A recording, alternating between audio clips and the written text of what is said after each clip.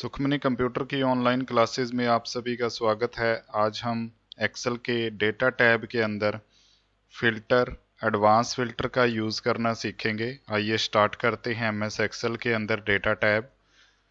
सबसे पहले हमारे पास जैसे एक कोई डेटा तैयार है, यहाँ पर हम इस फर्स्ट लाइन को सिलेक्ट करेंगे और फिल्टर पर क्लिक करेंगे तो हमारे पास यहाँ पर फिल्टर लगकर आ जाएंगे।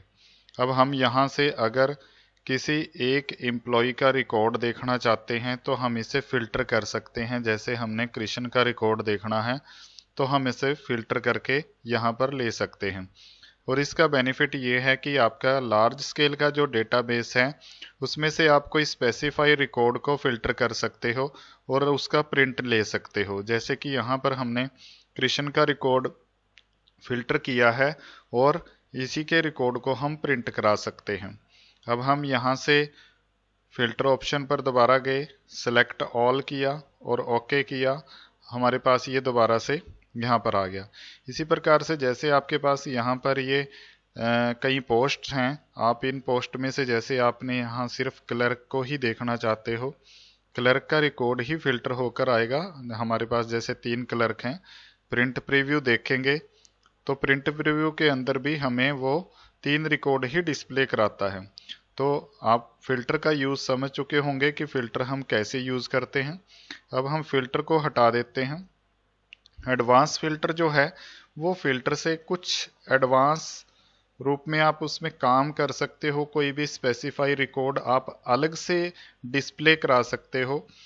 जैसे हम यहाँ पर सबसे पहले इसे सिलेक्ट करके यहाँ से हम इसे कॉपी कर लेते हैं और एक साइड में हम इसे रख देते हैं।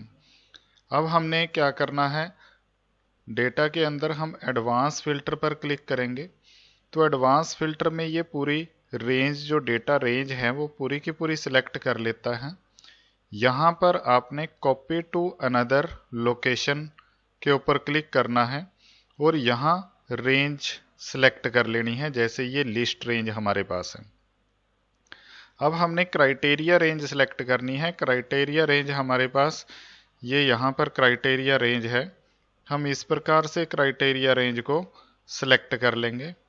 अब कॉपी टू हम कहाँ कॉपी करना चाहते हैं, मान लो हम यहाँ पर कॉपी करना चाहते हैं कि जो क्लर्क हैं जिनकी 7000 सैलरी है वो डिस्प्ले हों। यूनिक रिकॉर्ड ओनली पर क्लिक करके जैसे ही ओके करेंगे तो हमारे पास जो क्लर्क इसमें 7000 सैलरी वाले हैं वो इस डेटाबेस में से फिल्टर होके डिस्प्ले हो गए। अब हम क्लर्क की जगह अगर अकाउंटेंट चाहते हैं तो हम यहाँ पर अकाउंटेंट जितने होंगे उनको अगर फिल्टर कराना चाहते हैं तो यहाँ बाहर हम उसे पेस्ट करा लेंगे। उसके बाद हमने एडवांस फिल्टर पर जाना है। यहाँ वैसे ही रेंज सिलेक्ट होगी तो आप कॉपी टू अनदर लोकेशन पर जाकर उसके बाद क्राइटेरिया रेंज, तो हमें क्राइटेरिया रेंज दोबारा से, क्योंकि हमने चेंज कर दी है पोस्ट वहाँ पर, तो क्राइटेरिया रेंज हम यहाँ से दोबारा सेलेक्ट करेंगे। उसके बाद आपने जहाँ उसे पेस्ट कराना है तो कॉपी टू, तो हम मान लो यहाँ पेस्ट कराना चाहते हैं यूनिक रिकॉर्ड ओनली। जैसे ही ओके करेंगे तो हमारे पास अकाउंटेंट जिसकी सैलरी 15000 है वो हमारे पास यहाँ पर अलग आ जाता है। इस प्रकार से हम एडवांस फिल्टर के अंदर कोई स्पेसिफाई रिकॉर्ड अलग निकालना चाहते हैं तो एडवांस फिल्टर का यूज़ करके हम निकाल सकते हैं। अब नेक्स्ट हमारे पास है डुप्लीकेट सेल्स वैल्यूज़। हम यहाँ पर जैसे कोई भी वैल्यू लिख देते हैं। अब यहाँ पर हम रिमूव डुप्लीकेट पर क्लिक करेंगे। कॉलम ए के अंदर ही हमारे पास डुप्लीकेट्स हैं। हम जैसे ही ओके करते हैं वो डुप्लीकेट वैल्यूज़ को रिमूव कर देता है। तो इस प्रकार से आप डुप्लीकेट वैल्यूज़ रिमूव करा सकते हो। टेक्स्ट टू कॉलम के अंदर हमने जैसे कोई वैल्यू है, हम इस प्रकार से कॉमा लगा के हमने कुछ लिखा हुआ है तो हम उसे अलग अलग करा सकते हैं। टेक्स्ट टू कॉलम पर गए, नेक्स्ट किया, फिर आपने कॉमा पर क्लिक किया और नेक्स्ट करके जैसे ही फिनिश करेंगे वो वैल्यूज़ अलग अलग कॉलम के अंदर आ जाती हैं। इसी प्रकार से हमारे पास आगे ऑप्शन है data validation, most important command in Excel. Data validation के अंदर हम कोई भी अपने किसी कॉलम के ऊपर सिक्योरिटी लगा सकते हैं ताकि कोई वैल्यू जो है वो हमारी इच्छा के अनुसार ही उसके अंदर एंटर हो। तो हमने जैसे ये कॉलम फर्स्ट कॉलम ऐसे सिलेक्ट कर लिया। सिलेक्ट करने के बाद हम डेटा वैलिडेशन पर जाते हैं। यहाँ पर एनी वैल्यू, आप यहाँ से होल नंबर लेते हो।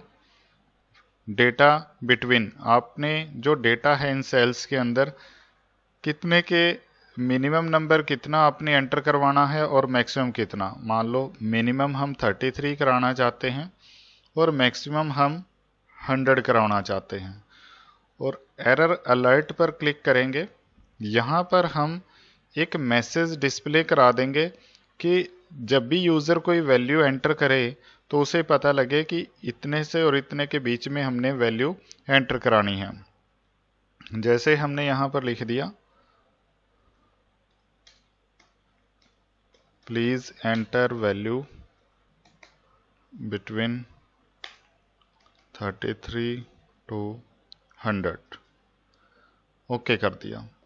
अब जैसे ही हम यहाँ पर 33 डालेंगे उसे वो एक्सेप्ट करेगा, बट 32 डालेंगे वो एक्सेप्ट नहीं करेगा। यहाँ पर हमारे पास एक मैसेज आ जाता है। अगर हम 100 डालेंगे तब भी एक्सेप्ट कर लेगा। 101 डालते हैं और एंटर करते हैं दोबारा से, फिर हमारे पास वो एरर मैसेज शो करा देता है। तो इस प्रकार से हम इसके अंदर वैल्यूज़ डाल सकते हैं। और नेक्स्ट हमारे पास अगर हम इसी प्रकार से यहाँ इसको सिलेक्ट करके डेटा वैलिडेशन के अंदर हमारे पास यहाँ है सर्कल इनवैलिड डेटा। हम इनवैलिड डेटा कैसे इसमें फाइंड आउट कर सकते हैं। मान लो हमने 101 दे दिया। अब यहाँ पर हम इसे कॉपी करते हैं। कॉपी करने के बाद हम पेस्ट स्पेशल पर जाएंगे। पेस्ट स्पेशल में हमने यहाँ पर वैल्यू को पेस्ट करा दिया।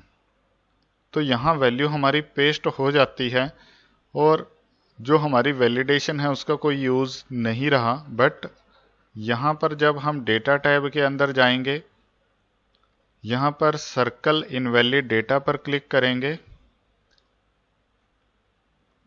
तो हमारा यहाँ पर जो सर्कल इनवैलिड डेटा, जो इनवैलिड डेटा होगा, ये उसको सर्कल लगा के दिखा देगा कि किसी दूसरे यूज़र ने आपके सिक्योरिटी को ब्रेक करने की कोशिश की है, उसमें कुछ वैल्यू अलग से एंटर कराने की कोशिश की है। तो हम यहाँ डेटा वैलिडेशन के अंदर क्लियर वैलिडेशन सर्कल पर क्लिक करेंगे तो यहाँ से जो हमारा सर्कल है वो हट जाता है। हम इसको एंट्री को यहाँ से डिलीट कर सकते हैं। नेक्स्ट हमारे पास जो ऑप्शन है कंसोलिडेट। कंसोलिडेट के अंदर हम बिना कोई भी फॉर्मूला लगाए हम किसी एक कॉलम को दूसरे कॉलम के साथ हम उसका सम कर सकते हैं। फॉर एग्जांपल हमने यहाँ पर इन दो कॉलम्स का सम करना है। हम कंसोलिडेट पर जाते हैं। हमने ये कॉलम को सिलेक्ट कर लेना है और यहाँ से हम वैल्यू को ऐड करा देंगे। इसी प्रकार से हम दूसरे कॉलम को सिलेक्ट करते हैं और हमने इसे ऐड कर दिया।